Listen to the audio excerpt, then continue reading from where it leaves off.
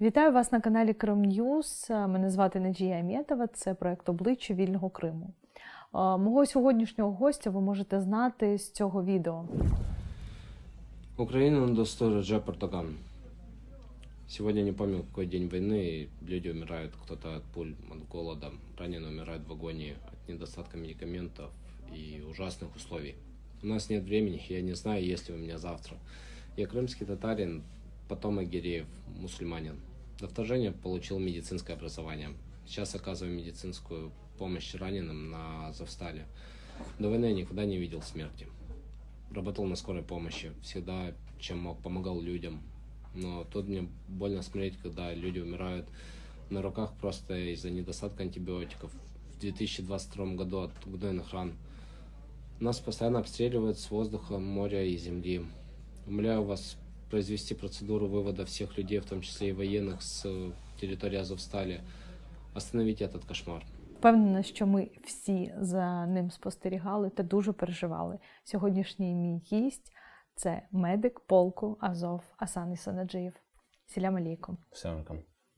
Асан, по-перше, я дуже вам вдячна, що ви знайшли час прийти до нас. Особисто я від себе хочу сказати дякую за те, що ви робили на Азовсталі. І для нас це насправді спостерігати за тим, що там відбувалося, було дуже болісним. Так само, як і для всіх українців, і для мене. Я дуже переживала. І скажу так, що якщо у людини новий рік може розпочатися якось дуже класно, то в минулому вже році, новий рік, 31 грудня, для мене так і настало, що мені сказали, що сьогодні будуть міняти Асана з Азова. Ми так раділи, як напевно, що за ці довгі 9 місяців взагалі не раділи нічому. Тому дуже вас рада бачити. І ще раз дякую, що ви знайшли час і прийшли до нас.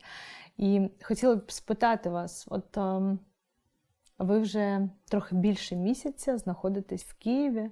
Як, на ваш погляд, змінилось суспільство українське? Що ви взагалі спостерігаєте, що змінилось? Я вернулся немного в другую страну. Я вернулся в страну, которая стала лучше, где люди стали более сплоченные, где все помогают друг другу, независимо от своего ранга и статуса в обществе. Я вернулся в страну, где люди ценят национализм. Не нацизм, а именно национализм. Когда люди любят действительно свое государство, свою страну, свой народ. Где люди помогают армии. И где быть воином, быть солдатом, который защищает суверенитет страны, это достойно. Не то, как это было ранее. Поэтому я вполне доволен. В чому для вас різниця між націоналізмом і нацизмом? Это принципиально два разных понятия. Так, але люди його плутають. Люди его путают, которые живут в смежной стране. Так? Для них, в принципе, национализм, фашизм и нацизм – это одно и то же. Это три разные идеологии. Националист – человек, который любит свою нацию, ставит свою нацию превыше всего. Человек, который ценит традиции, знает свой язык, знает свои обычаи, знает свою историю. Нацизм – идеология национал-социализма, это еще идеология Гитлера. Она состоит немного в другом. Там там все идет по-другому.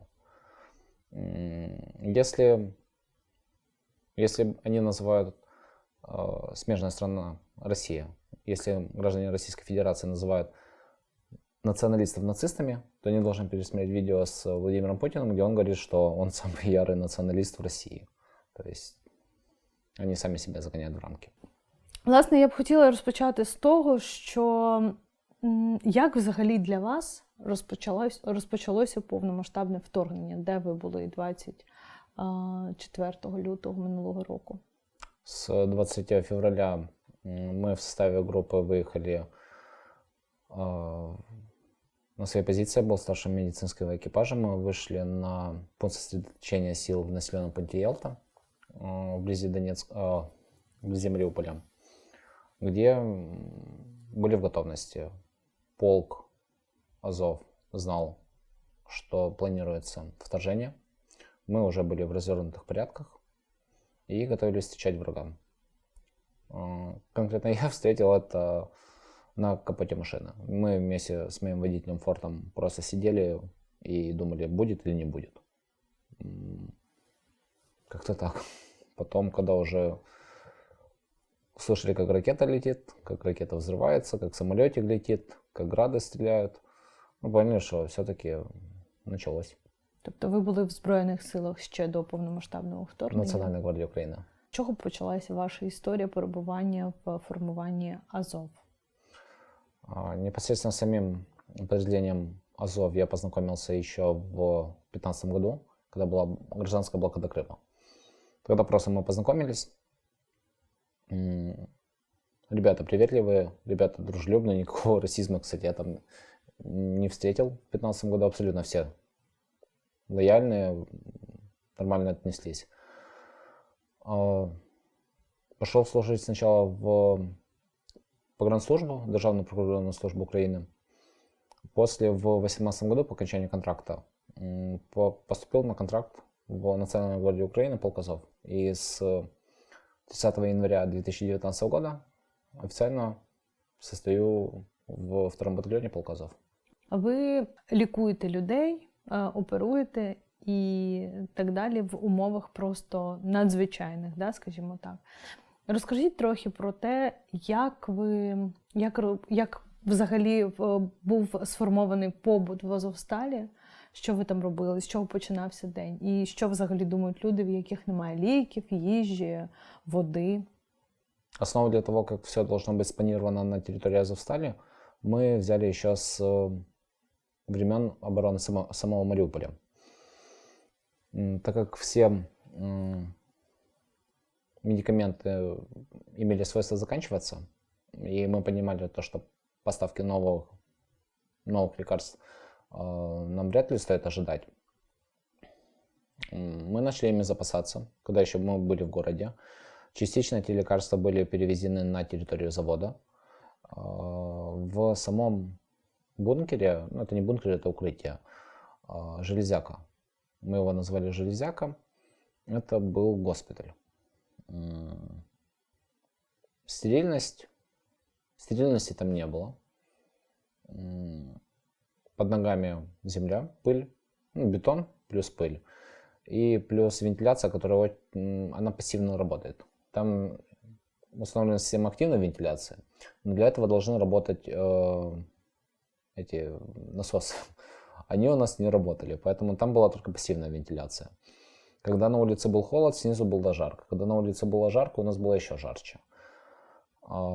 Духота, повышенная влажность постоянно. Грибок у нас не появлялся, так как мы все пытались вовремя с помощью хлора уничтожать. Благо хлора и АХД у нас было много. АХД это антисептик, так как на тот момент в стране была эпидемия коронавируса, и каждое предприятие запаслось огромным количеством АХД. В том числе, вот как на Азовстале Рената Ахметова. Вот они запаслись огромным количеством АХД, и это нам очень сильно помогло. Обрабатывали все аналогично с помощью того же самого антисептика, но стерильности не было. Имели место быть часто гнойные заболевания, гнойные раны. И чисто исходя из-за того, что никакой стерильности и дезинфекции там, про это немного тяжело говорить, то, что было на территории этого госпиталя полевого. Но как могли, так и обустроили его. И обустройством занимались врачи, хирурги, анестезиологи, медсестры из 555-го военно-медицинского госпиталя. Вот они там все обустраивали. Именно конкретно моя задача была в том, чтобы заниматься эвакуацией и стабилизацией перед самим заводом. Який настрій був? Про що люди думають в таких умовах? Можливо, шуткували, я не знаю, співали. Який настрій вирував на Азовсталі? Шутки в Азове это постоянно, это неотъемлемая часть. Какая бы ни была бы ситуация, мы всегда найдем над чем посмеяться, чтобы просто не так сильно, ну, по крайней мере, на территории Мариуполя, когда была оборона Мариуполя, когда завод, мы постоянно шутили. Песни, не знаю, песни лично я не пел. Но боевой дух нам что поднимало? Какие-то веселые истории с линии, там, кто как выжил, у кого там какой веселый день был. Когда прилетели вертолеты к нам и привезли первых добровольцев, это подняло боевой дух. Оно, в принципе, все нам поднимало боевой дух. Вот как люди попадали на место связи, и мы заходили просто в ту же самую ленту Инстаграма, или Твиттера, или Фейсбука, и полностью, не просто вся страна, весь мир говорил за Азовсталь. И мы понимали, что мы не забыты, что мы как минимум на слуху. Мы вписали себя в историю. Это подняло боевой дух. Потом, когда вертушки перестали летать, то раненые, которые попадали, они сначала радовались. Ну, вот лично я видел человека, которому ампутировали ногу вследствие осколочных ранений. Он сначала был счастлив, типа, я выжил, типа, ну да, без ноги, но я выжил. А потом, когда нас обстрелы, когда плотно увеличились, то он говорит, да, блин, лучше бы нога была, потому что я бы смог бы хотя бы хоть как-то маневрировать, если бункер завалит. А так он не ходячий. Так, в принципі, тільки шутками. Якщо я у вас запитаю, що найбільше вам запам'яталось, що ви пригадуєте найперше, от там з Азовсталі, можливо, якась людина, якась така історія, яка вас вразила найбільше? Ну, из жесткого или из позитивного? Ну, давайте і так, і так. Ну, из жесткого намекает ребенок, которого была ситуация, где были бои в районе центра, в районе переходов, помню, были бои. И мы выезжали на эвакуацию в район так называемый дом связи возле 3-й больницы. И был обстрел минометный, случился пожар. И я помню, как из дома начали выбегать люди. И там был маленький ребенок, как маленький, лет 6, весь горел. Это так себе зрелище. Вот это вот запомнилось вполне так. Крики. Ребенок не выжил. Его пытались потушить огонь, но ожоги и поражения тела они были несовместимы с жизнью. Но это так отпечаталось. А из позитивного, что я запомнил, это да, героические поступки парней. Вот то, что они делали, ну, это определенно вызывало только улыбку. Ну, как улыбку в хорошем смысле. Вот когда там парни бегут под обстрелом, под огнем, просто чтобы кофе принести. Вот, ну, ты смотришь на него. То есть ты рисковал жизнью ради кофе, но зато мы попьем вместе кофе. Ты такой думаешь... Ви любите каву, не чай? Ну, в последнее время больше кофе отдаю предпочтение. Хотя раньше плотно пил только зеленый чай. У меня коллекция была из зеленых чаев, а сейчас как-то на кофе перешел. Як вже істинні кримські татари. Конечно. До речі, де ви зростали, де ви народились? Родился в Херсонской области, город Геническ. До 9 класса я учился в гимназии города Геническа, но потом перевелся в Симферополь. Туда часто ездил к бабушке, к родным, и там продолжил учебу. Должен был поступать в университет Георгиевского, продолжить, как говорится, династию медицинскую врачей. Но события русской весны пришлось скоропостижно покинуть Крым. И, чтобы не терять время, поступил в Геническое медучилище, где я закончил спеціалізацію фельдшера. І ви працювали якийсь час в На скорой помощи. швидкій? Да, полгода. І потім ви вирішили все ж таки йти боронити якось нашу країну? Ну, полгода я работал, это государственная практика. Ну, это вот фельдшера поймут. Есть понятие госпрактика, то есть если человек отучился на бюджетной форме, он должен отработать какой-то период на государство. Потом, как только госпрактика закончилась, сразу пошел служить, так как медики — это дефицитная специальность, и медики нужны всегда и везде. Парни нуждались в помощи, парни нуждаются в помощи, и я решил пойти.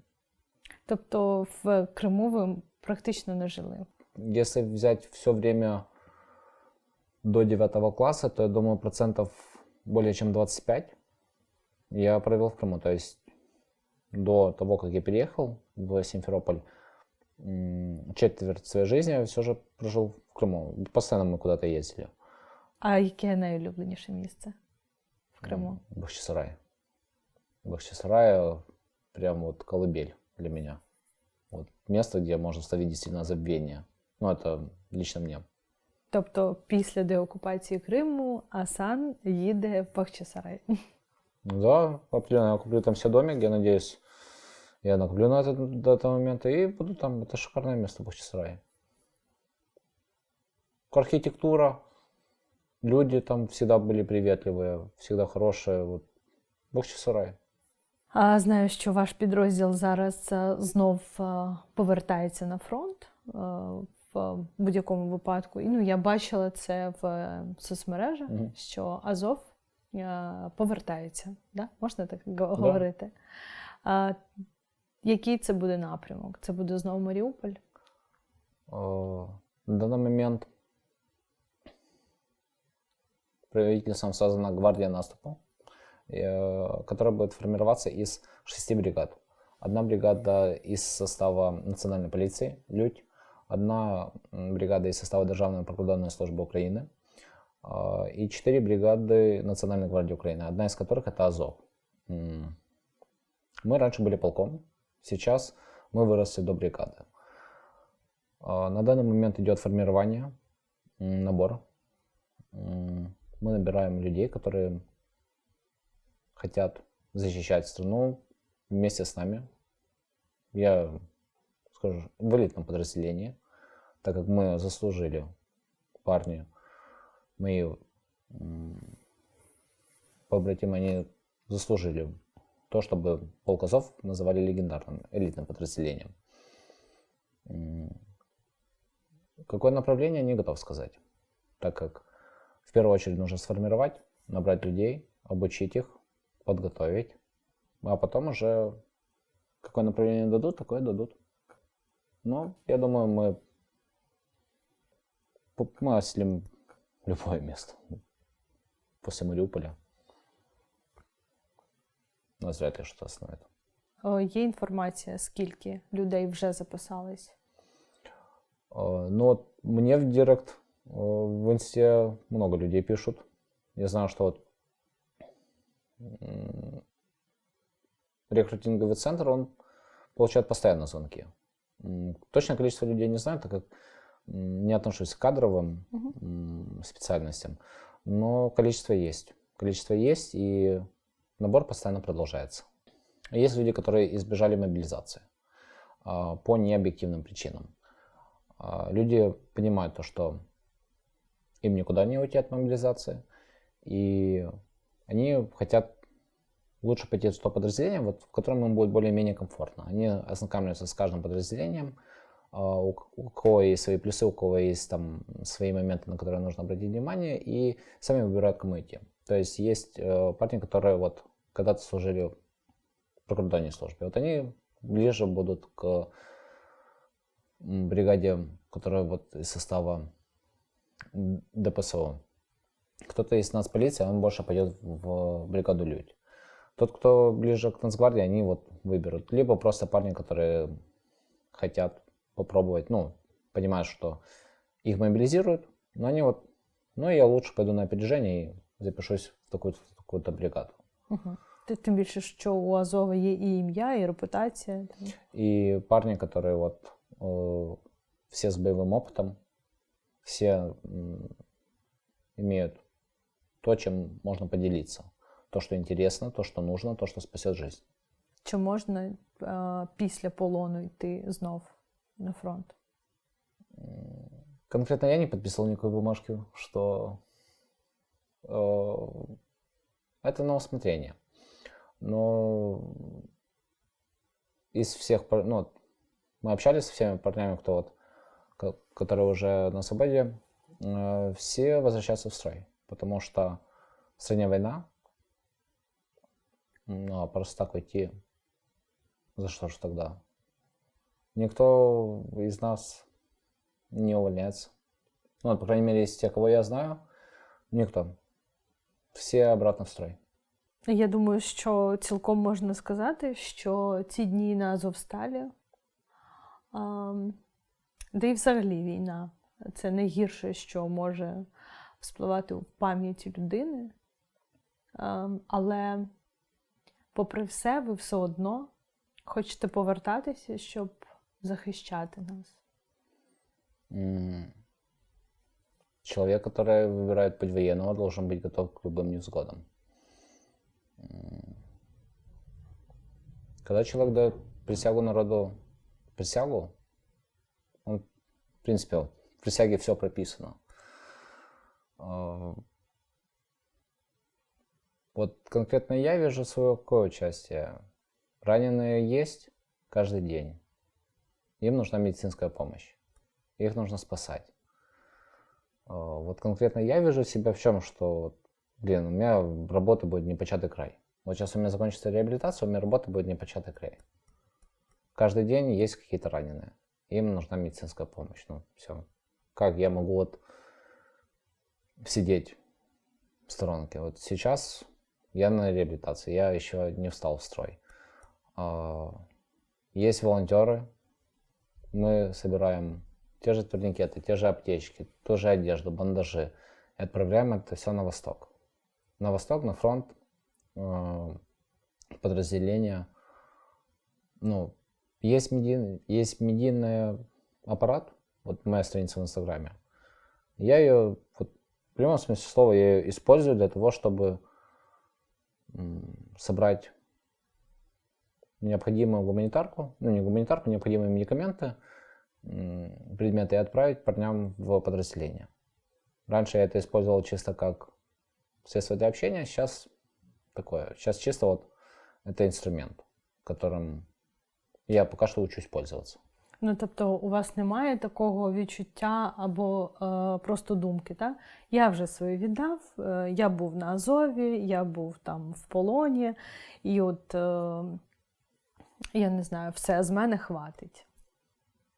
Ну, еще раз, не хочется, конечно, вообще не хочется. Но в том, чтобы спасать людей, мне это, ну, пока идет война, пока я нужен армии, пока я нужен стране, ну, морального выбора нет, что ехать там в Монако или там какие есть батальоны эти, Монако, Куршавель. Монако, Куршавель, як він там, Дубай? Дубай не слышал, это дорого, но батальон Варшавы, не мое. Мое больше вот помогать. Моє батальйон Азов. Да, полк, уже бригада. Полк. Уже бригада, мы уже бригада. Як я сьогодні вже згадувала, ви записували відеозвернення президенту Туреччини Ердогану. Чи у вас є якась інформація? Він бачив його? В первую очередь хотелось бы, конечно, выразить сочувствие, соболезнования народу Турции в связи с массовыми жертвами вследствие землетрясения. Это ужасно, что столько людей погибло. По поводу видеообращения. Я не ожидал того, что... Я вообще не ожидал медийности. После этой фотографии с сердечком я вообще не ожидал, что у меня там будет 1000 этих подписчиков в Инстаграме. Когда выложил видео, я думал, что может в течение недели там с помощью репостов как-то дойдет вообще хотя бы до правительства Турции. Но мне, как проверенные люди, они мне сказали, что он его увидел в течение 24 часов. Люди перевели видео, сделали, ну вот там у меня был текст под самой публикацией. Люди сделали субтитры, люди перевели видео на турецкий язык и перенаправили его непосредственно Реджепу Таyyипу Эрдогану. Насколько я знаю, в этом немало усилий приложил именно Меджлис крымтатарского народа, насколько мне известно. Лично мне он в Инстаграме не ответил. Но знаю, что это сыграло роль в переговорном процессе, что это сыграло роль в медийности. То есть медийный шум это дало. То есть про нас говорили, и какой-то свой вот процентик того, что вот все так случилось, это внесло. Но я знаю то, что он его видел, это видео в течение 24 часов с момента публикации. В один день я пришел на командный центр, где в курилке вот, был друг Редис, друг Калина, друг Волына. Они вот общались, и как-то я услышал, что вот есть процедура extraction. Посмотрел в интернете, говорю, посмотрел, что такая история была. Это было в Дюнкерке. И в шутку сказал, да, человек, как бы, я мусульманин, может, давайте я запишу видео, может, увидит его. Типа, если не увидит, то все равно, возможно, умрем все. Ну и мне дали добро на то, чтобы записать это видео. Через 15 минут я записал это видео, принес показать, можно ли публиковать это, и мне сказали, публикуй. Як проходить ваша реабілітація? В данный момент это процедуры по восстановлению физической активности. Это походы к стоматологу, так как отсутствие гигиены сыграло свою роль. И, в принципе, я, Аллах шукар, я делался плюс-минус хорошо. То есть я там просто сейчас пью таблетки для головы. Капельницы уже откапались. Ряд мелких операций еще предстоит по удалению мелких осколков. И восстановить себя физически, так как мышцы немного атрофировались. Нужно просто приводить себя в форму. В целом все отлично идет. Государство помогает очень сильно. Поддержка прям ого. Люди помогают постоянно. Вот просто чувствуется, что я, если честно, не ожидал. Я вот думал, что вот будет уровень, что нас вот будут поддерживать, но чтобы так хорошо. Я этого не ожидал. Я вот максимально крайне приятно удивлен. Потому что вот помощь просто отовсюду йде. Хто ця людина, якій ви перші подзвонили, коли повернулись в Україну? Своей девушке. С ней созвонился. Так случилось, что она моя связующее звено во всем была. У меня память немного пропала. И единственная цифра, которую я помню, это был ее номер телефона. И то я его даже перепутал. Я позвонил некой Юлии, за что я дико извиняюсь. Потому что в Новый год, помню, позвонил, говорю, алло. А она не поняла, кто ей звонит. И я такой, я перепутал, извините. Позвонил ей, она, помню, примчалась очень быстро. Она сама, она в шоке была. Да, всі в шокі були. І взагалі, які ці відчуття От, я не знаю, приїхати. Ми коли, наприклад, їхали з Криму, і ось ти перетинаєш кордон, буквально 50 метрів, і ти біля українських прикордонників. І ти такий переходиш і думаєш, фух, аж повітря якесь, воно інакше, так вільно дихається. Які це було відчуття, коли ви приїхали в Україну? Когда мы ехали в автобусе, я с другом, мальчиком, мы просто кричали гимн Украины, сорвя голос. Просто мы радовались, там слезы были. Я не знаю, это непередаваемое ощущение. Это как заново на свет родился.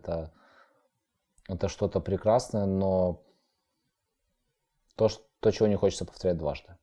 Но